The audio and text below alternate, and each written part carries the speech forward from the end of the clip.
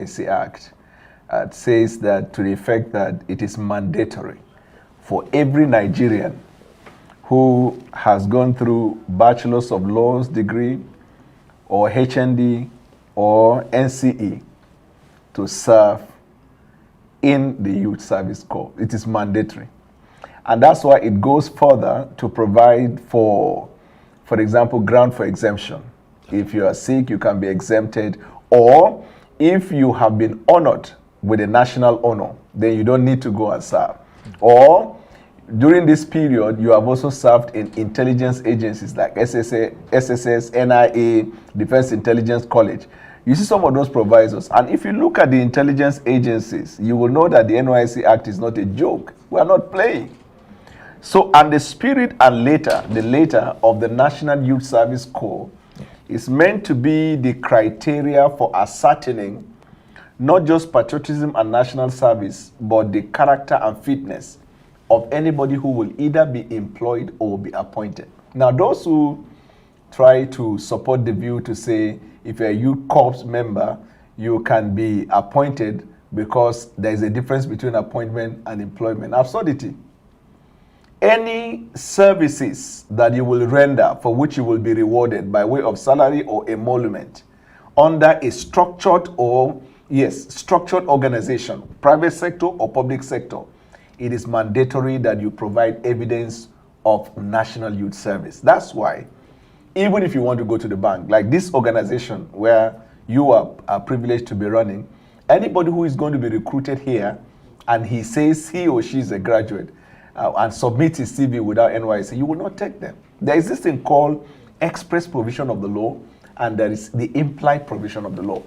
Now, even where there are no express terms governing landlord and tenant, there is the implication of law that these are the covenants that the landlord has, these are the covenants of the tenant, and these are the expected enjoyment that the tenant, is expected to have. Now, to tell you that it is that serious, Section 13 of the NYSC Act provides for punishment. Now, my worry is that apart from saying whether or not she's eligible to continue to serve as a minister, yet a youth corps member, there is even an aspect of this act that we have not seen. Because if you look at Section 13, it says anybody who has failed to serve continuously for the period as specified in that order, mandate, whatever it is that you are given. Because when you're called up, you'll be given a call-up letter. And the call-up letter would state in emphatic and clear terms the number of months or the period of time you are expected to serve.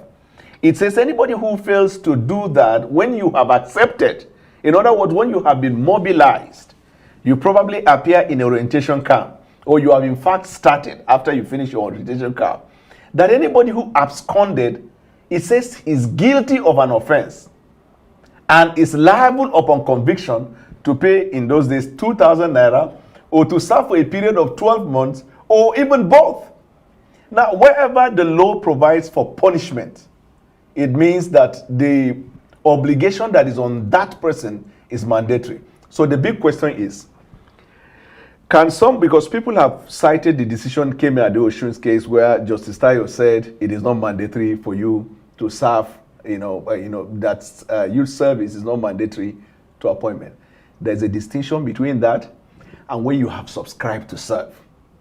If you have not served, you can approach the president and said that Kemi Adeosun's decision has now said you can appoint me without a youth service corps certificate or discharge. When you have undertaken to serve and you are in fact in the period of service, you cannot be appointed, you cannot be employed. Now, you will find a situation where somebody who is a youth corps member will preside over a ministry that will have more than 90% of the workforce, individuals that have all served and presented their certificate of service as a condition precedent for employment. Now, look at the contradiction here. Secondly, and most importantly, access to public funds. That's why when you're going to England, for example, you get a visa or to study, they will make it clear that you do not have recourse to public funds.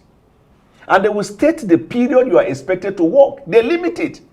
Because anything that involves public funds is as important as in business context where they say money is life. Now you have somebody who has taken up appointment of government where the person will be entitled to remuneration, allowances, benefit, everything you can think of under the heaven. Meanwhile, that person is still, quote unquote, serving.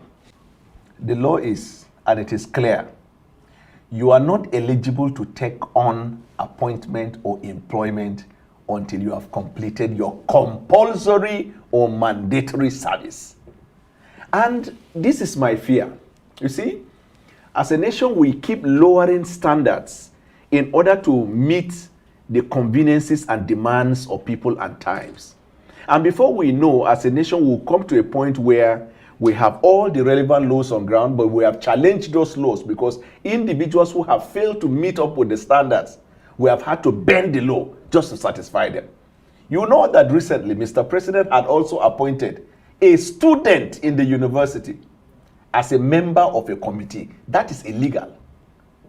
So you see how as a nation, gradually, and before now, if you do not have a degree, there are certain things and political offices, you couldn't dare do that.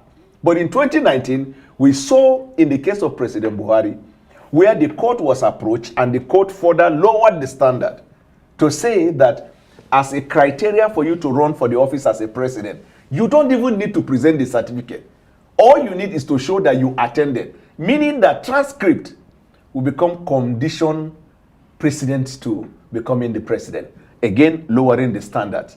But in our everyday life, these are not the things that are tolerated, whether in the public service or in the private sector.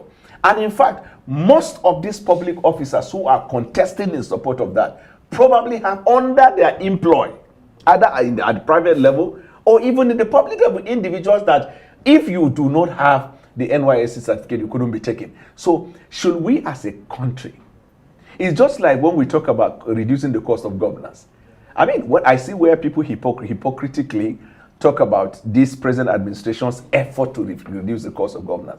Do we even understand what it means to reduce the cost of governance? So we keep lowering the standards because of individual. And I feel so sad to have to analyze this because the person in question, the person affected is a friend of mine, right? And I turned down various invitations to, talk on this issue. But I just realized that as a nation, what's our obligation? What's our utmost duty as people in this country? We need to push this envelope. We need to grow as a democracy. Actually, if I were to be in the, either as a friend or as a president, if as a friend I knew of this, I would advise her to personally meet Mr. President. She has his confidence to say, Your Excellency, I understand that every 6 months you are going to reject the cabinet. I am serving. I have 3 more months to finish. And I thank you for the honor that I know you're offering. May I request if you can defer my appointment to such a time as when I complete. So a deferment would have been it? Yes, the appointment, deferring the appointment. Yes. So that this thing does not, my fear is it doesn't push to a point where rather than debating whether she's eligible to be appointed or not, it will now be the question of she should be prosecuted. Because if you look at Section 11, it says anybody who has started serving and absconded is already guilty of an offense that's liable to punishment. So I do not want a situation where the conversation, in the case of Kemi Adeosun, it started like that. When the information first came, she was supposed to honorably deal with it. And then so many people were brought to bring in various interpretations. And it almost led her to prison. She had to then, resign. So if I was going to advise her, if I were the president, I would look at what I call the standards I'm trying to build. You want to run a country. It don't happen. It don't happen. Update. Okay, I never hear of this minister. we the cabinet of Tinubu. They serve confirm. 7 minister. 7 minister also serving in NYSC. What a corrupt country. Country where we get veteran in acting, professor in Department of Arts and Culture, or whatever you call it, or theater arts. Yes. We have professor We have people that have done things that can add to creative industry, which is art and culture. They went and carry somebody that don't have experience. We have all these kind of people went and carry somebody that don't have experience. What a country, what a corruption. This is the beginning of corruption, you know. Yes, not be those kind critical art and culture. You know, they share the position.